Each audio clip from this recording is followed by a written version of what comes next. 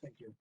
So, this is, first of all, I'd like to thank you, Jacob, and also the presenters who certainly changed the landscape for 2023 and beyond in terms of explaining not only challenges but solutions for the Energy Council and for the government and for Canada as a whole, if we're to take our rightful place as, I think, energy giants and with a huge contribution to the world. Uh, is rather fascinating, but what it does reaffirm is that all sectors are need to lead the charge. All sectors need to be totally involved if Canadians are to fully fulfill their destiny to be an energy superpower, and also to be of service in terms of helping the rest of the world meet their energy challenges, whether it be electricity, or it be fuel for heating, for food, etc., and the connectivity between them. I thought it was fascinating to, I always admire somebody who steps out of the box and puts his money where his mouth is, and I refer to Paul and his predictions. I thought it was fascinating, energy and energy security and resiliency, cybersecurity, consumer awareness. I call it consumer activism, and we've seen evidence of that. Also, electricity and gas integrating to meet the energy needs from an environmental as well as economic perspective going forward. And last but not least, the North American energy collaboration, which is necessary to meet energy requirements, which certainly reaffirms and confirms and endorses the Energy Council's NIMO initiative going forward. I think that's just really validation and vindication of, of the direction that the Energy Council is moving in. The connectivity, between energy and food supply, and also the very aspect of the uh, local policy being impacted by overseas events, and how it impacts us is certainly a clear message that we do recognize, particularly as prices have moved up and down in the energy sector.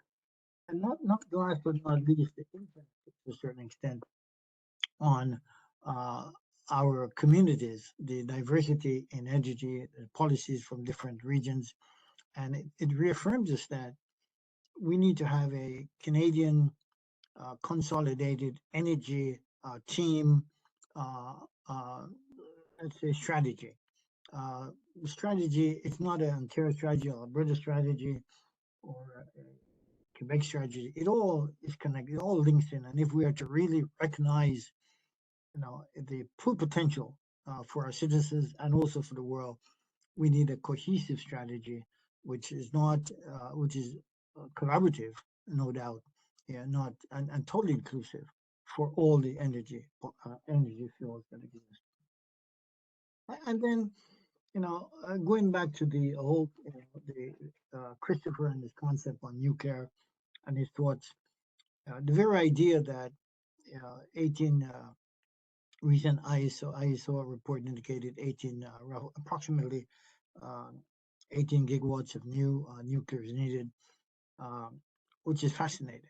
And then you couple that with the fact of the regulatory and the requirements and the target for the federal government of 2030, 2035, and 2040.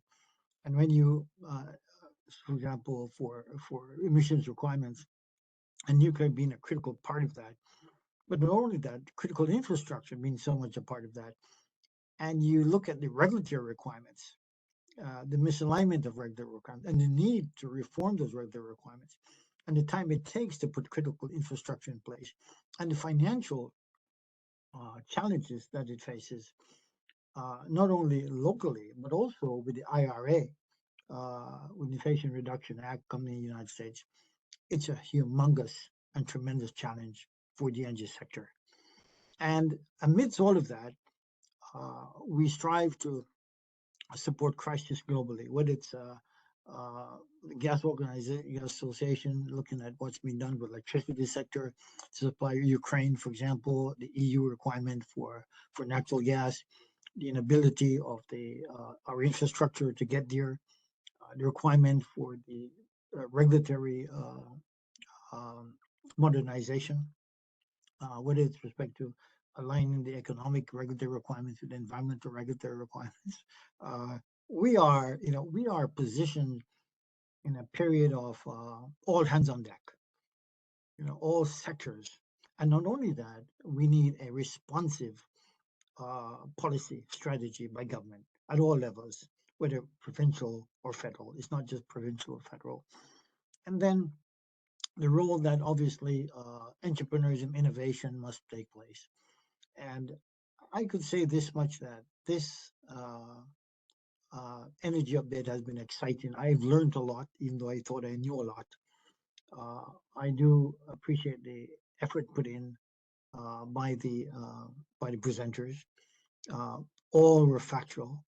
Uh, all brought a new veil, or lifted a veil from the current situation, made us understand the nitty gritty. And the hydrogen was exciting. Who'd believe that Alberta would lead such a hydrogen initiative, for example, and look at the carbon sequestration activities. Look at the burden that is on the oil gas, on the oil industry to get its product to market, as it innovates and its acceptance of climate change, and how it tries to realize the value proposition that will allow it to maintain a great deal of market share. So I could go on, but I'd just like to say thank you. It's been a wonderful experience for me. I hope it was the same for all the members. I'm excited, uh, and I will continue to be. And I thank the Energy Council and its members for giving me the opportunity to wrap up this program. Thank you very much. Thank you very much, Howard. And just to mention, Howard referenced the Energy Council of Canada's North American and International Outreach Program, our NAO program. Want to encourage all of you to get involved with us in this. This is where we are trying to communicate Canadian energy abroad, further, deeper, better than ever before. Canada needs to know the solutions that we have and the benefits we can bring. And so thank you, Howard, as chair, for seeing us through with this new initiative. And thanks to all the speakers who are members with us and who help promote. And maybe with that, I'd just like to close as I began with a message I'd like to repeat whenever we get the chance. If you are involved in Canadian energy, you are a good person who's working for a good industry that is doing good. And thank you for this. We'll see you again next year in 2024. Thank you.